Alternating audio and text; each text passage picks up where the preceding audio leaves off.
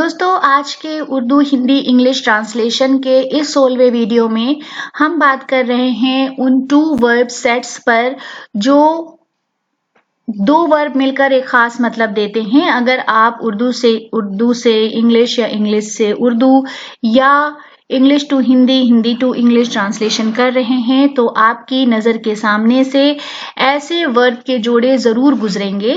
तो इस वीडियो में हम आपके लिए उन 2 वर्ब सेट्स पर बात करेंगे या वो 2 वर्ब के जोड़े आपके सामने पेश करेंगे कि अगर आप ट्रांसलेशन कर रहे हैं और आपकी नज़र के सामने से वो गुजरे तो आपको याद आ जाए और आपको अनुवाद करने में आसानी हो। सबसे पहले हमने वर्ब लिया है कॉल एट, जिसका मतलब है रुकना या घर पर मिलने जाना। तो हम आपको कम से कम उस लफ्ज के 2 एक्सप्रेशन 2 मतलब बताते चल रहे हैं। फिर है कॉल फॉर, मांगना या की आवश्यकता होना, की जरूरत होना। कॉल ऑफ, रद्द करना, मनसूख करना। कॉल ऑन, बुलाना या किसी से मिलने जाना। केयर फॉर, परवाह करना, ध्यान रखना।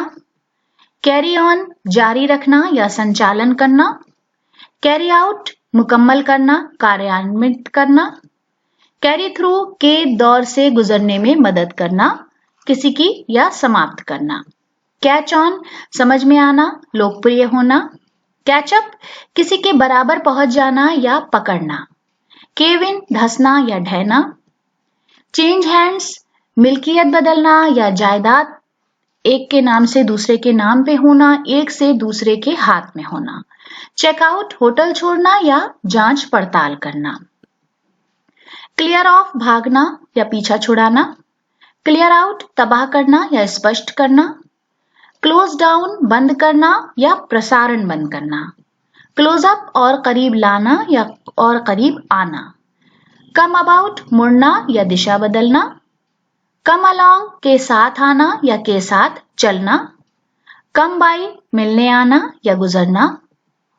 तो दोस्तों आज के वीडियो के लिए हम इतने ही वर्ब आपके सामने पेश कर रहे हैं। अगले वीडियो में हम आपके लिए कुछ जरूर नया और खास लेकर हाजिर होंगे। वीडियो देखने के लिए बहुत बहुत शुक्रिया।